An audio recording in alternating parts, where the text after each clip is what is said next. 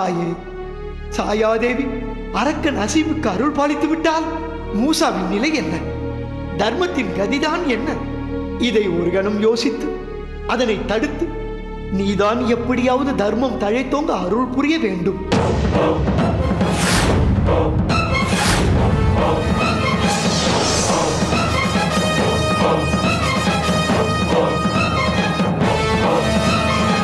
மகனே அசீம் பதுதா,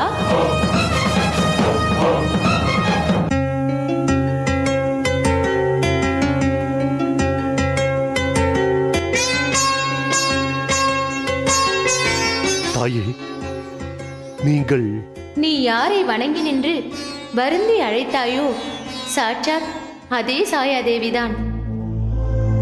தாயே, வந்து விட்டீர்களா? எனது அழைப்பிற்கிணங்கி எனக்கு காட்சி கொடுத்தமைக்கு நன்றி. பதட்டமோ பரபரப்போ வேண்டாம். உன் தவ நோக்கம் என்னவோ அதை கேள். கேட்கிறேன் தாயே. எனது எதிரியான மூசா என்னும் சிறு பொடியன் மாயாதேவியை வணங்கி வரம் வாங்கி அந்த மாயையை என் மீது ஏவி விட்டு விட்டான் தாயே. நிலையற்ற தன்மையால் அவள் என்னை நீங்கி அவனையே பீடித்து விட்டாலும் மீண்டும் மாயா என்னையே பிடிக்கும் நிலை உள்ளது தாயே. சரி, அதற்கு நான் என்ன செய்ய வேண்டும்? தாயே, மாயை என்னை தொடாதபடி என்னோடு இருந்து என்னை பாதுகாக்க வேண்டும். மாயை தொடர்ந்து மூசாவிடமே இருக்கும்படி அருள் பாலிக்க வேண்டும். தாங்கள் தான் இதற்கு அருள் புரிய வேண்டும் தாயே. உன் ஆசைப்படியே யாம் அருள் புரிந்தோம்.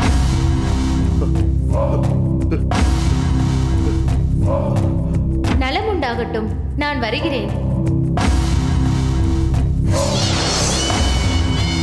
வெற்றி, வெற்றி! எனது தவம் வெற்றி பெற்று விட்டது. மாயை இனிமேல் என்னை பிடிக்க முடியாது.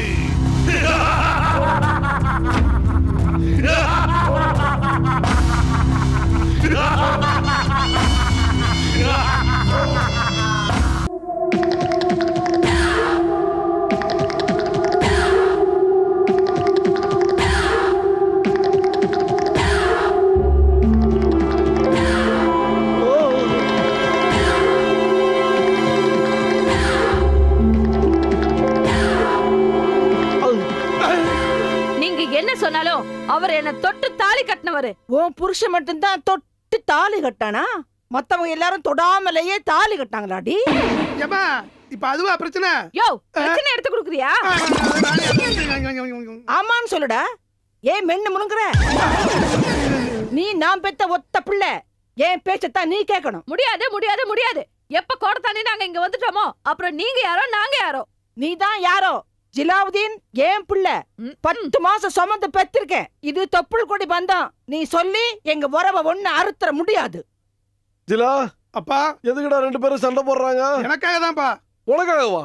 ஏன்னா உனக்காக ஒருத்தர் தோச்சு போடலாம், சமைச்சு போடலாம். உனக்காக சண்டையமாடா போடணும்? ஐயோ அப்பா, ஏன் எப்ப பார்த்தாலும் குதர்க்கமாவே புரிஞ்சுக்கிறேன். எனக்காகனா அம்மா ஏன் பேச்சதான் கேட்கணுங்கிறாங்க, ராணி ஏன் பேச்சதான் கேட்கணுங்கிறா. இதான் பிரச்சனை. புரிஞ்சுதா? புரியுது புரியுது புரியுது. எதுவும் புரியாத உங்க அப்பாவுக்கே புரிஞ்சு போச்சு. இனிமே ஏன் பேச்சதான் கேட்பேனே உங்க அம்மாவுக்கு புரியுற மாதிரி சொல்லு. எனக்கு எல்லாம் புரியும். முதல்ல நீ புரிஞ்சுக்கடி. யாரு உனக்கு தெரியாது.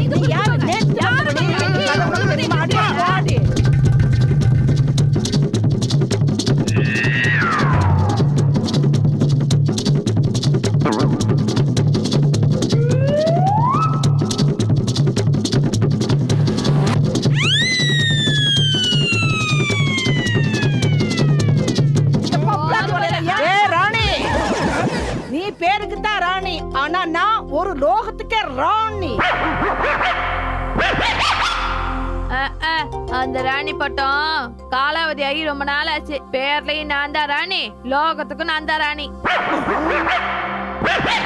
மூசா அரசனாயிட்டா நான் தான் ராஜ மாதா, நீங்க பேரும் சாதா. இந்த வீட்டுக்கு மருமகடா வந்தவ நீ பேசுற பேச்சா இது? என்ன தைரியம் முடி உனக்கு? இன்னைக்கு 2ல 1 பாத்துறேன். அப்ப தாண்டி நீ யாருன்னு உனக்கே தெரியும். அடியே, யார பார்த்து சாதா ராணின்னு சொன்ன? உன்னை பொண்ணு பார்த்து ஓகே பண்ணதே நான் தாண்டி. நீங்க பொண்ணு பார்த்து ஓகே பண்ண லட்சணம் தான் இப்படி ஒரு உதவாக்கிற புருஷனை கட்டிக்கிட்டு 10 வருஷமா அல்லல் படுறேன். டேய் நித்ரா. டேய் நான் பெத்த மகனே, சந்தடி சாக்கல என்ன உதவாகறன்னு சொல்லிட்டேடா. உண்மையை தானடா சொன்னா. நீங்க 2 பேரும் சண்டை போடுற சத்தம் தெரு மூணம் வரைக்கும் கேக்குது. வீட்ல 3 ஆம்பளைங்க நாங்க இருக்கிறது ஊர்ல யாருக்கும் தெரியாது. ஆனா உங்க 2 பேரை பத்தி ஊரு பூரா பேசிக்கிறாங்க. அம்மா, உங்களுக்கு கல்யாணம் ஆகி எத்தனை வருஷமாச்சு? நான் பிறந்து எனக்கு எத்தனை வயசாச்சு? இன்னும் உங்களுக்குள்ள மாமியார் மருமகள் பிரச்சனை தீரலனா நீங்க எப்பதான் தீர்த்துக்க போறீங்க? இல்ல இன்னும் எத்தனை காலம் தான் இப்படியே சண்டை போட்டுட்டு இருக்க போறீங்க? மூக்கு இருக்கிற வரைக்கும் சளி இருக்கத்தான் செய்யும். அதே மாதிரி இவங்க சண்டை இப்போதைக்கு தீரவே தீராது மூசா. ஓ, இப்படி ஒரு எண்ணத்தை வச்சுக்கிட்டு தான் இவ்வளவு நாள் இவங்க 2 பேரும் சண்டை போட்டுட்டு இருக்கிறத நீங்க ரசிச்சுக்கிட்டு இருக்கீங்களா? ஏய் இல்ல முயற்சி பண்ணோம், முடியல, விட்டுட்டோம். ஏன் முடியாது? முடியும். என் பேரனுக்காக இனிமே நான் என் மருமக கிட்ட சண்டையே போட மாட்டேன். நானும் என் மகனுக்காக இனிமே அத்தை கிட்ட சண்டையே போட மாட்டேன். ஆஹா ஆஹா ஆஹா. நான் பெற்ற மகனே, தனி ஒரு பூதமாக இருந்து மாபெரும் சண்டைக்கு முற்றுப்புள்ளி வைத்து விட்டாயே. உன்னை பெற்றெடுத்ததில் நான் மிகவும் மகிழ்ச்சி அடைகிறேன். இப்படி எல்லாம் சொல்லி என்னால பெருமைப்பட முடியலடா.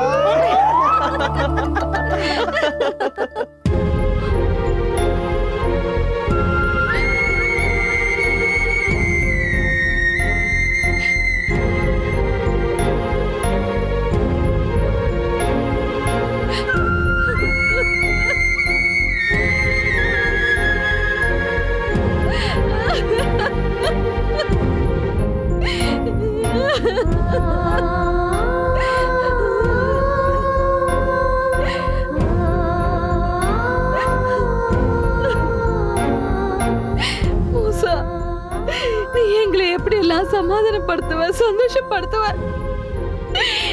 இப்ப நீ எங்கப்பா இருக்க, எப்படிப்பா இருக்க? ஐயோ மூசா, மூசா.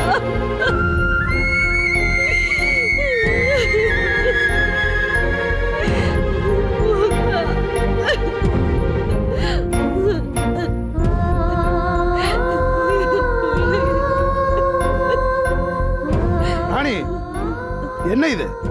ஏன் இப்படி அழுகுற? எனக்கு என் மக மூசாவை பார்க்கணும். அதுவும் இப்பவே பார்க்கணும். என்னடா நீ சொல்ற? அது எப்படி மூசா இப்பவே பார்க்க முடியும்? இல்ல மாமா, இதுக்கு மேல அவனை பார்க்காம என்னால இருக்க முடியாது. அதுக்கான சக்தி என் தம்பி என்கிட்ட இல்ல மாமா.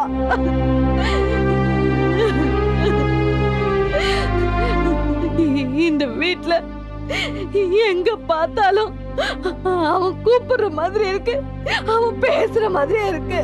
என்ன அம்மா அம்மான்னு கூப்பிடுற மாதிரியே இருக்கு மாமா. என்னால அவனை பார்க்காம இருக்க முடியாது. இவ்வளவு தூரம் வருத்தப்படுற நீ, பரிதவிக்கிற நீ, எதுக்காக பாதுகாப்பு வளையத்தை நீக்கணும்?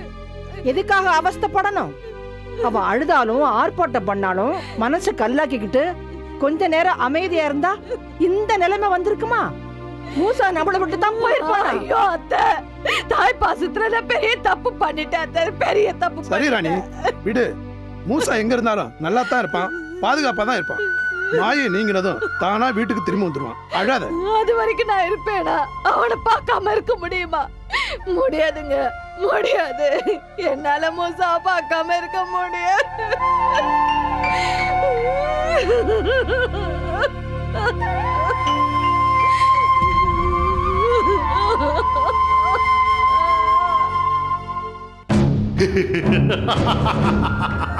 அளப்பரிய இந்த ஆனந்தத்தை நமது அடிமைகளோடு பகிர்ந்து கொள்வோம்.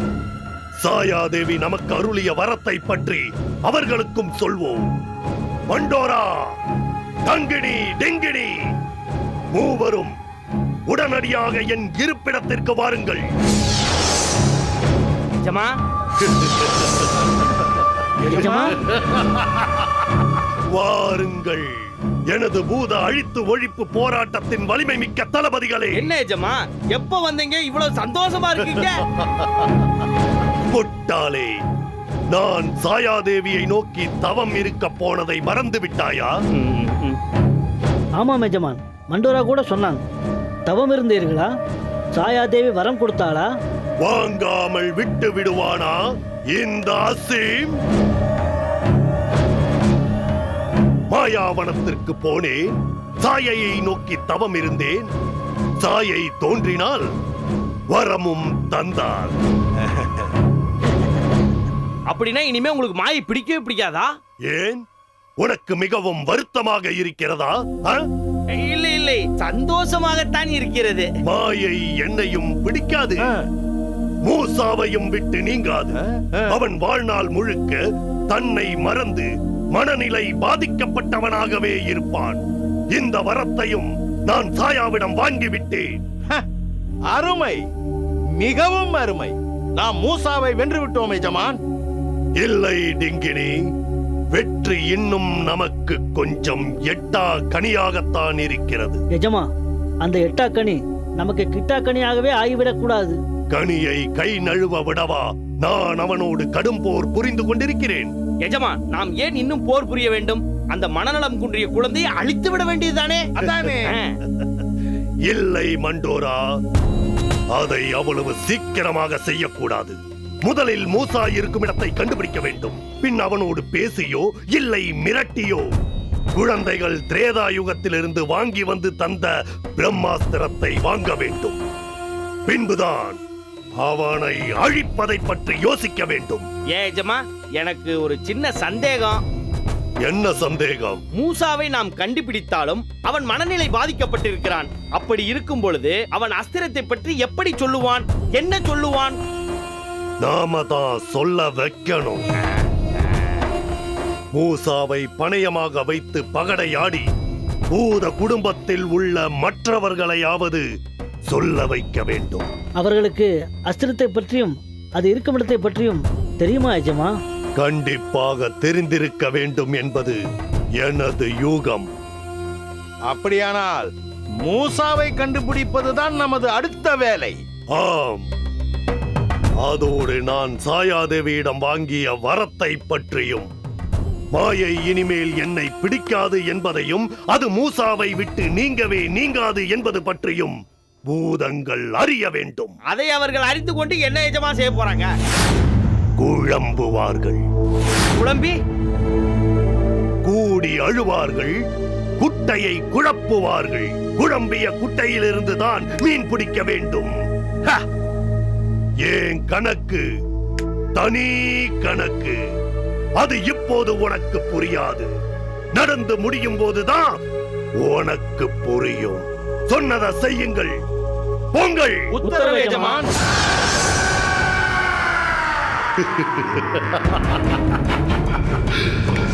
என் கணக்கு மட்டும் சரியானால் நாளையே மூசா என் பிடியில் இருப்பான். இருக்க வேண்டும்.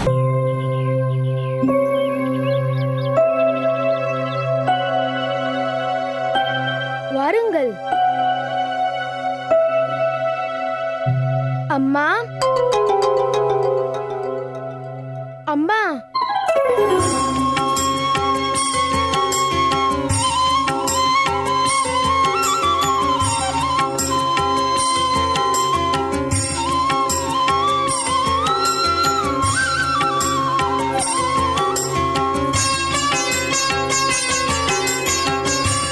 வாருங்கள் வாருங்கள் கலியுக குழந்தைகளே.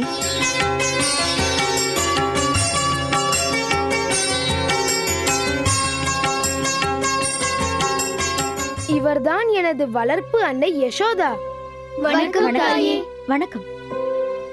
வளர்ப்பு தந்தை நந்தகோபர் வெளியே போயிருக்கிறார். வாருங்கள், உள்ளே வாருங்கள். வருகிறோம். ஆனா எங்களை பார்த்த உடனே கலியுக குழந்தைகளேன்னு கூப்பிட்டீங்களே, அது எப்படி? எங்களை எப்படி உங்களுக்கு முன்பே தெரியும்? நம்ம வரத முன்கூட்டியே தெரிஞ்சு வச்சு கிருஷ்ணன் யசோதா அம்மா கிட்ட சொல்லிட்டார் போல இருக்கு. நானும் உங்களோடு தானே வந்தேன். நான் எப்படி முன்கூட்டியே சொல்லிருக்க முடியும்? இதெல்லாம் யசோதா அன்னையின் தீர்க்க தரிசனம். இந்த கோகுலத்தின் ஒவ்வொரு அசைவும் அவர்கள் பார்வைக்கு பட்டேதான் நடக்கும். இந்த தரையில் உங்கள் கால் பட்டவுடன் அரக்கன் உங்களை மிரட்டியது கூட எனக்கு நன்றாக தெரியும். உங்ககிட்ட எதுக்கும் நாங்க ஜாக்கிரதையா இருக்கணும் போல இருக்கு. எங்களை அரக்கன் மிரட்டினதை சொல்றீங்களே, கிருஷ்ணன் தலைக்கு மேல அசுரர்கள் கழுகுகளா மாறி அவர் அழிக்க சுத்திட்டு இருக்காங்களேமா.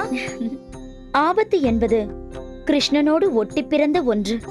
ஆனால் எந்த தீய சக்தியும் அவனை தீண்ட முடியாது. இல்லை என்றால் பிறந்த 16ஆம் நாளே கிருஷ்ணன் பூதலை என்ற அரக்கியை அழித்திருக்க முடியுமா? என்னமா சொல்றீங்க? 16 நாளான குழந்தை பெரிய அரக்கி அழிக்க முடியுமா? சொல்கிறேன், உள்ளே வாருங்கள், வாருங்கள்.